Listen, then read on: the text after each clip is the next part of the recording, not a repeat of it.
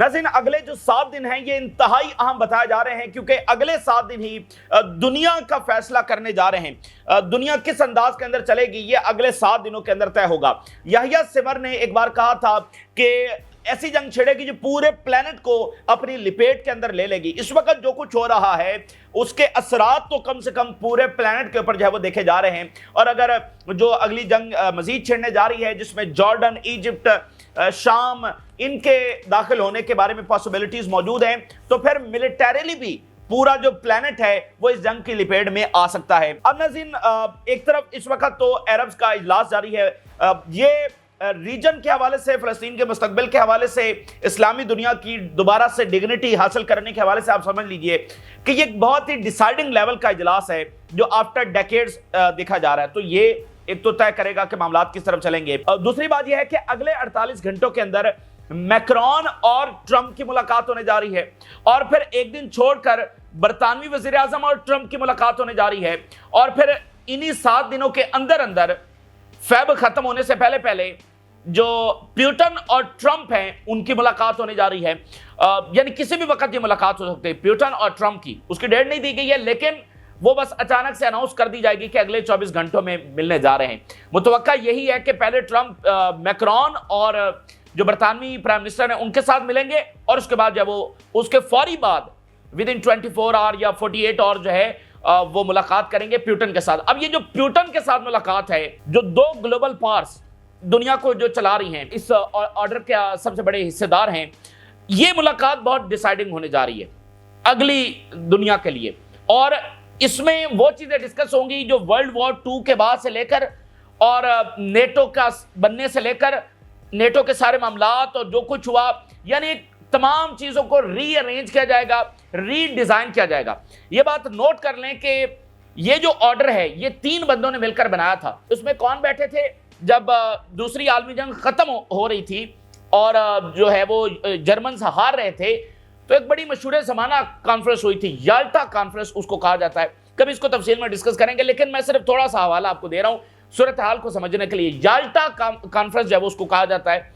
अब Yalta conference के अंदर जोसेफ स्टालिन थे रशिया के, और फिर चर्चिल थे, और उधर से रोजवेल्ट थे अमेरिका के सदर, यानी 3 शख्सियात, 3 global powers, Russia, America and Britain, ये बैठे थे।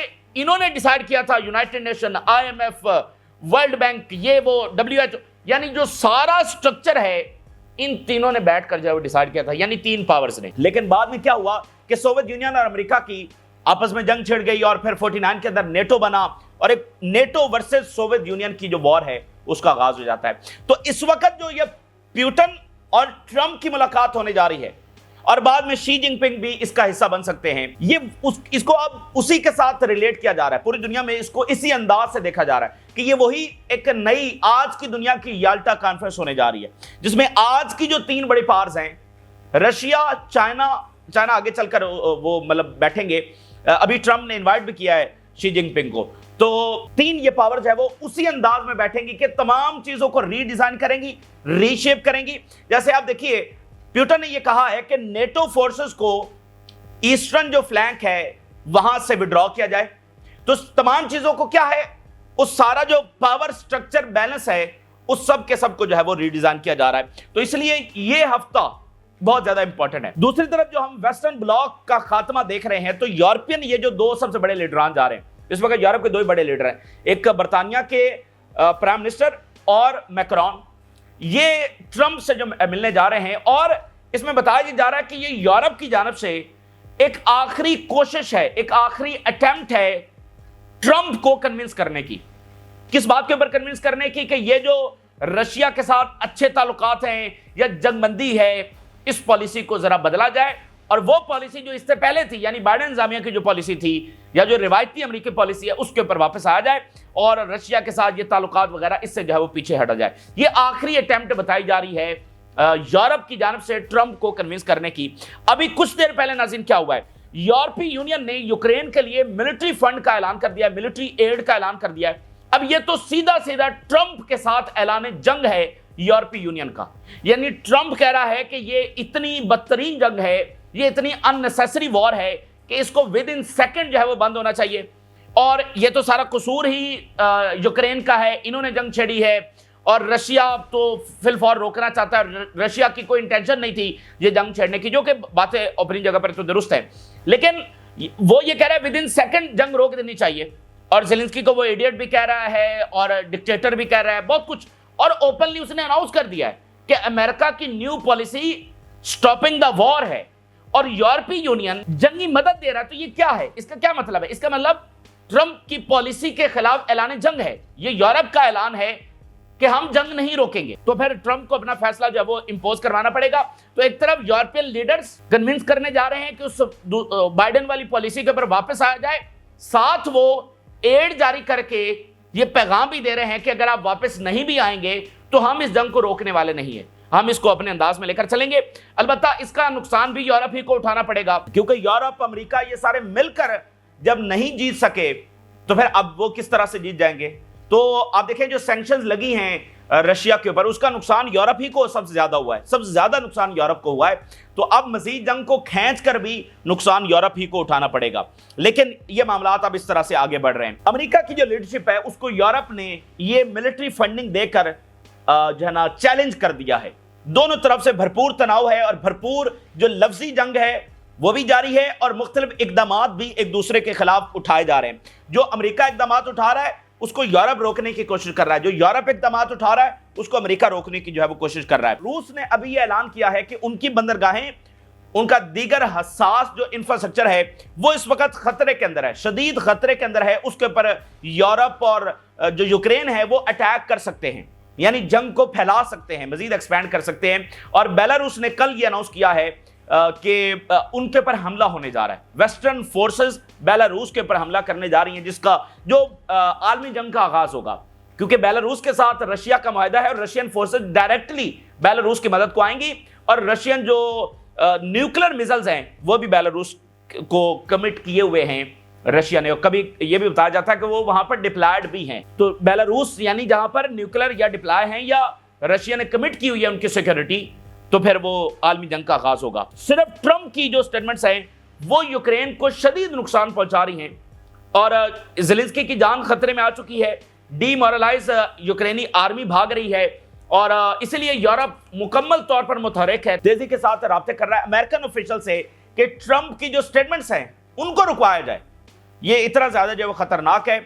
और जैसे कि मैंने आपको बताया कि मामला इतने आगे चले गए हैं कि वो कह रहे हैं पूरी की पूरी यूनाइटेड नेशन की जो बॉडी है इसको तब्दील कर दिया जाए। मामला इस हद तक आगे चले गए, यानी जो प्यूटन और ट्रंप वो सारी मुलाकात होने जा रही है, ये इस हद तक डिसाइडिंग होने जा रही है कि डिस्कशन ये भी है कि यूनाइटेड नेशन की उसको ही चेंज कर दिया जाए, नई बॉडी लेकर आई जाए। तो जिन बुनियादों के ऊपर, जिस पावर स्ट्रक्चर के ऊपर, जिन अलायंसेस के ऊपर ये सारा निजाम खड़ा था, वो इस वक्त आपकी आंखों के सामने जो है वो कोलैप्स होता चला जा रहा है। और ट्रंप ने अभी थोड़ी देर पहले ये भी अनाउंस किया है कि वो पनामा कैनाल भी लेगा और साथ कनाडा को एक बार फिर अमेरिका की जो 51st स्टेट है वो डिक्लेयर कर दिया है। यानी मुकम्मल मॉकिंग ऑफ हिज एलाइज वो भी जारी है। और इस सब का बरह रास्त असर जो है वो इजराइल की पावर, इजराइल की हेजेमनी के ऊपर पड़ रहा है। वो इजराइल जो इंडिपेंडेंटली अपने आप का दिफा नहीं कर सकता है। देखें, फ्रांस है ना, तो फ्रांस अपना दिफा कर सकता है। बर्तानिया है ना, बर्तानिया अपना दिफा कर सकता है, उसके ऊपर कोई हमला करने वाला नहीं है, उसको कोई तोड़ने वाला नहीं है। तो इसी तरह बाकी ममालिक है। लेकिन इजराइल कहा तो जाता है ये बहुत बड़ा पावरफुल कंट्री है, इसकी आर्मी दुनिया की चंद पावरफुल आर्मीज के अंदर है, इसकी टेक्नोलॉजी दुनिया की टॉप 5 जो कंट्रीज हैं उन टेक्नोलॉजीज के अंदर आता है, इसकी इकॉनमी बहुत बड़ी है, लेकिन ये इंडिपेंडेंटली अपना दिफा नहीं कर सकता है। तो जब वहां यूरोप को अपनी पड़ी है, अमेरिका के अपने मसाइल हैं, तो इजराइल का कौन दिफा करेगा? ये सवालात हर गुजरते दिन के साथ आगे बढ़ते चले जा रहे हैं। ईरान से हम जरा शुरू करते हैं और ईरान से खबर यह है कि ईरान ने इजराइल पर हमले का ऐलान कर दिया है। ईरान ने कहा है कि हम ऑपरेशन जो ट्रू प्रॉमिस 3 है वो करने जा रहे हैं। जरा स्टेटमेंट देखिए, when the decision is made, operation true promise 3 will be carried out and we will destroy Tel Aviv. ये ईरान की स्टेटमेंट आ रही है कि हम तल अवीव को मुकम्मल तौर पर मलियामेट कर देंगे। अभी तल अवीव में बड़े वैसे ऑपरेशंस हुए हैं और इधर से ईरान की स्टेटमेंट आ गई है कि तल अवीव को हम मलियामेट कर देंगे।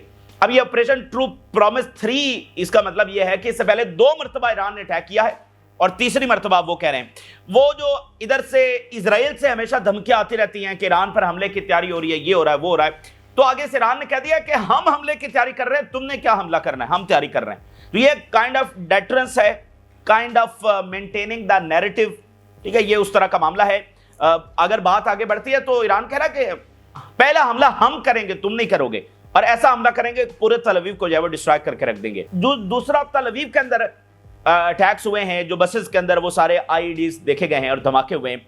इसके बारे में एक डिस्कशन ये भी हो रही है कि ये खुद इजराइल ने करवाए हैं, क्योंकि इसके अंदर कोई कैजुअलिटीज नहीं हुई हैं, और ये फॉल्स फ्लैग ऑपरेशन है दोबारा जंग छेड़ने का। अच्छा, अब इस बात को न मुकम्मल तौर पर रद्द किया जा सकता है, न मुकम्मल तौर पर एक्सेप्ट किया जा सकता है। हम वाज़े तौर पर यह भी नहीं कह सकते कि नहीं ये कोई फॉल्स फ्लैग ऑपरेशन नहीं है, इसको रद्द भी नहीं किया जा सकता, लेकिन इस बात को मुकम्मल एक्सेप्ट भी नहीं किया जा सकता।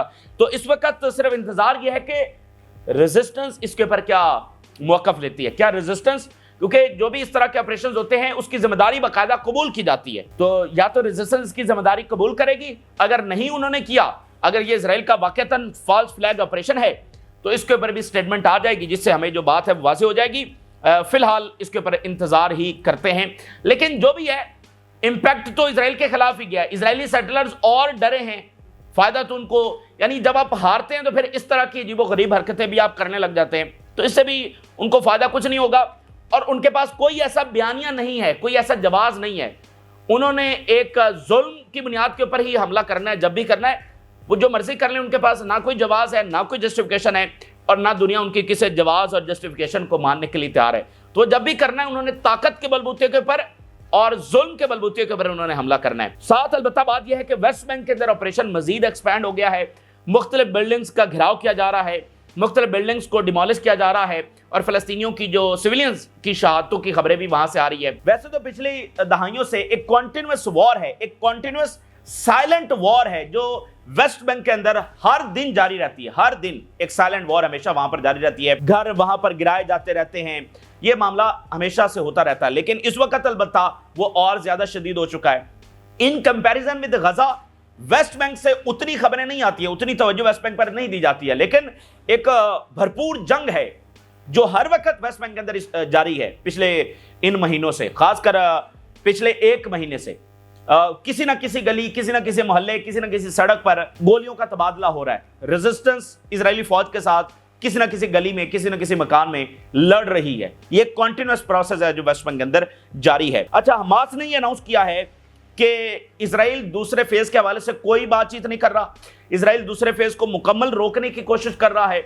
और फिर जो कल बॉडीज दी गई हैं, रिटर्न की गई हैं, उसमें इजराइल ने यह कहा है कि एक जो बॉडी है वो तो इजराइल की है ही नहीं, बल्कि वो फलस्तीनी की बॉडी है, क्योंकि फोरेंसिक हुआ है। तो उसके ऊपर इजराइल ने रौला डालना शुरू कर दिया कि देखो हमास ने एग्रीमेंट के वायलेशन कर दिया है, हम हमला करेंगे, पे द प्राइस होगी, ये होगा वो होगा। तो उसके ऊपर रेजिस्टेंस का बयान जारी हुआ है कि हमें कोई इंटरेस्ट नहीं है इजरायली बॉडीज रखने में, क्योंकि ये बमबारी के नतीजे में ये सारी हलाकतें हुई हैं, तो चेहरा पहचानने में हमें मुश्किल आ रही है। जहां पर ये फैमिली थी उसके साथ और भी वहां पर मौजूद थे लोग। चूंकि बमबारी हुई है तो सारी बॉडीज उस तरह से नहीं पहचानी जा रही हैं, तो हम बॉडी ढूंढ कर जो है वो इनको वापस कर देंगे, हमें कोई इंटरेस्ट नहीं है। लेकिन उधर से इजराइल रौला डाली जा रहा है कि ये वायलेशन हो गई, फलां हो गया, फलां हो गया। जरा दो स्टेटमेंट्स देखिए। The occupation is stalling because it wants to end the agreement. ये हमास के भी ताज़ा स्टेटमेंट है कि इजराइल दोबारा से जंग छेड़ना चाहता है, ये अब वो कंफर्म कर रहे हैं। There may be a mistake और overlap in the bodies which may be the result of the occupation bombing the place where the family was with Palestinian। कि फलस्तीनियों के साथ जहां पर ये इजरायली फैमिली रखी गई थी, बमबारी हुई, फलस्तीनी और इजरायली वो अपनी जानों से गए, तो वहां पर ओवरलैप कहीं बॉडीज हो गई हैं, क्योंकि चेहरे तो पहचाने नहीं जाते, तो इसलिए हम ढूंढ कर दे देंगे, हमें कोई इंटरेस्ट नहीं है रखने में। लेकिन बहरहाल इजराइल का प्रोपेगेंडा जो है वो जारी है। इसके साथ साथ इजराइल में वो जो अंदरूनी प्रेशर है, अंदरूनी खलफशार है, उसके अंदर भी इजाफा हो रहा है। जरा देखिए, ये इजराइल की दूसरी एक अहम तरीन पार्टी है, उसका ये लीडर है नेतन्याहू के बारे में क्या कह रहा है। Netanyahu is not waging war for the security of Israel but for his own political survival. Netanyahu जो जंग को बढ़ाता चला जा रहा है, ये इजराइल को महफूज नहीं बना रहा है, बल्कि ये सिर्फ अपने पॉलिटिकल सर्वाइवल के लिए इसको आगे से आगे एक्सपैंड कर रहा है। सीरिया के हवाले से दो खबरें हैं, और दो खबरें ये है कि यूरोपीय यूनियन ने अनाउंस किया है कि वो बहुत सारी सैंक्शन जो हैं वो सीरिया से खत्म करने जा रहे हैं। द यूरोपीय union will lift sanctions on energy, transportation and banking sector. ये तीनों बड़े अहम हैं, एनर्जी के ऊपर, बैंकिंग सेक्टर और ट्रांसपोर्टेशन। इससे सीरिया की इकोनॉमी में बड़ा अच्छा असर जो है वो पड़ेगा। दूसरा, सीरिया के ऊपर इजराइल की जानिब से एक और एयर स्ट्राइक की गई है। जो होमस का रीजन है, यहां पर इजराइल ने एक और जो है वो एयर स्ट्राइक की है। लेबनान के अंदर क्या हो रहा है? लेबनान के अंदर हसन नसरुल्लाह की जो फ्यूनरल तैयारियां हैं वो इस वक्त जारी हैं, और इंटरव्यूज, वो डॉक्यूमेंट्रीज और हसन नसरुल्लाह की लाइफ, उनकी जिदोजहद, उनकी स्ट्रगल और उनका पूरा खराज तहसीन जो है वो पेश किया जा रहा है। उनकी शख्सियत को बयान किया जा रहा है। हसन नसरुल्लाह कहते थे कि मैं अपना हर दिन इस तरह से गुजारता हूं कि ये मेरा आखिरी दिन है। यानी वो, उनसे पूछा गया कि आपकी सबसे बड़ी ख्वाहिश क्या है, तो उन्होंने कहा कि मेरी सबसे बड़ी ख्वाहिश ये है कि मैं मैदान जंग के अंदर शहीद हो जाऊं। और उन्होंने कहा कि मैं हर दिन इसी तरह से गुजारता हूं कि शायद ये मेरा जो है वो आखिरी दिन हो। हसन नसरुल्लाह की बेटी का इंटरव्यू है, उनकी एक हेडलाइन देखिए, he viewed the people as his children, Syed Nasrallah's daughter, कि वो तमाम लोगों को, लेबनान के तमाम लोगों को अपने बच्चों की तरह जो है वो समझते थे और उनसे इस तरह से प्यार करते थे।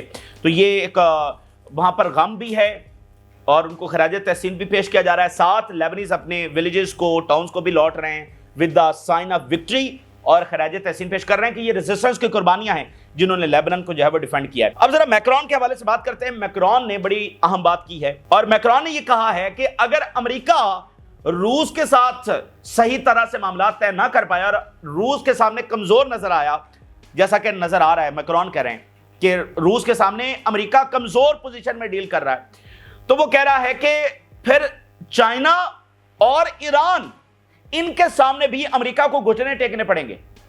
इनके सामने भी इसी तरह वीक पोजीशन के अंदर जाएगा अमेरिका, उनके सामने घुटने टेकेगा, उनकी शरारत मानेगा। ये मैक्रोन कह रहे हैं। जरा दो चार हेडलाइंस देखिए मैक्रोन के हवाले से।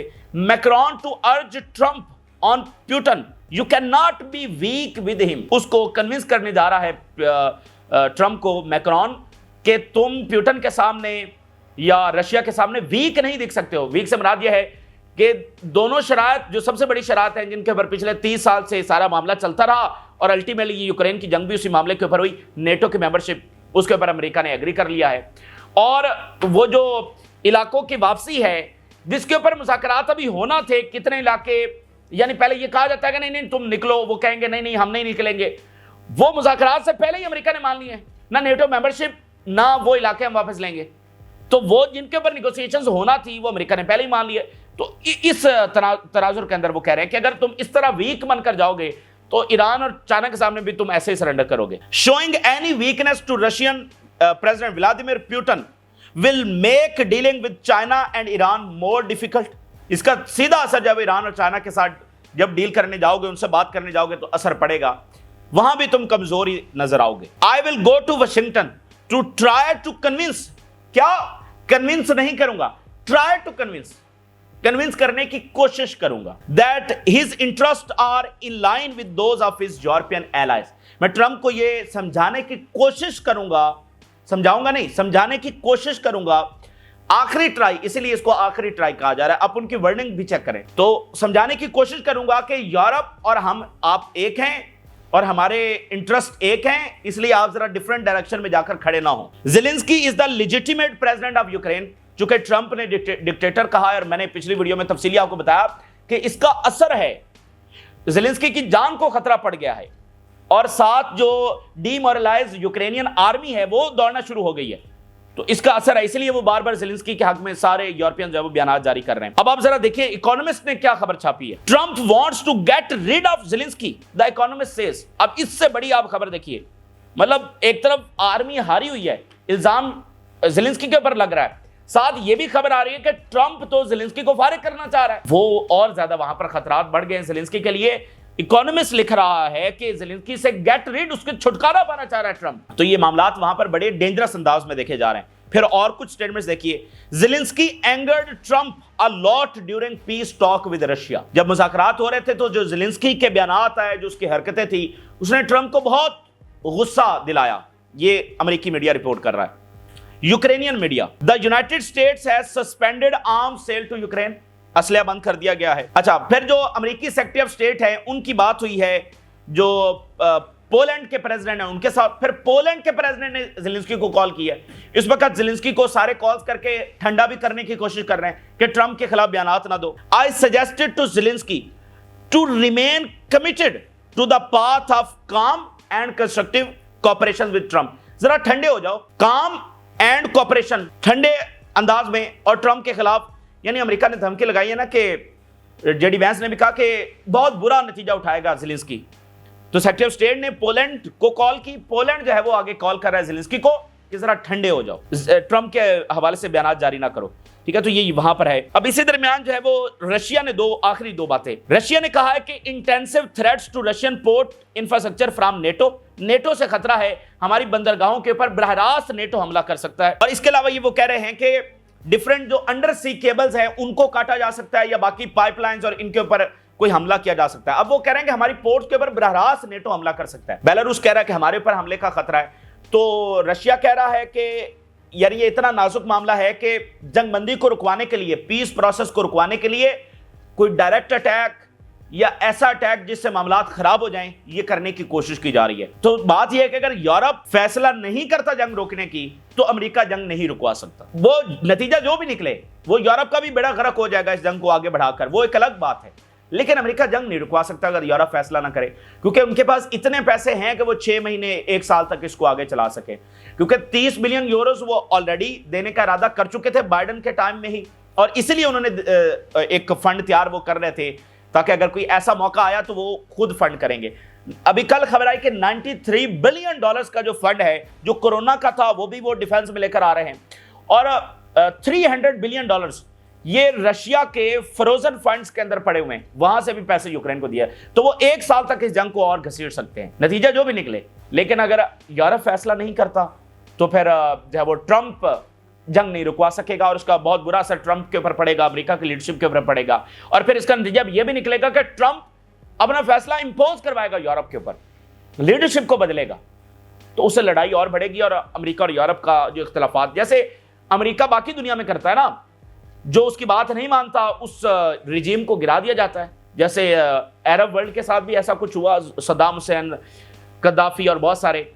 तो यूरोप में भी जो है ना वो इसी तरह रिजीम चेंज ऑपरेशंस जो है वो करवा सकते हैं। और ओवरऑल आप देखिए कि वो माहौल बना रहे हैं, वो उन पार्टीज को आगे लेकर आ रहे हैं जो उनकी हम ख्याल हैं, राइट विंग पार्टीज, उनको आगे लाने के ऊपर भी काम हो रहा है। तो ये ताज़ा तरीन तफसीलात हैं जो आपके साथ शेयर की। आपने राय जरूर आगा करें। जिन लोगों ने चैनल को सब्सक्राइब नहीं किया उनसे रिक्वेस्ट करेंगे कि चैनल को जरूर सब्सक्राइब कर लें ताकि हर आने वाले वीडियो आप तक पहुंच सके। इजाज़त, अल्लाह हाफिज़।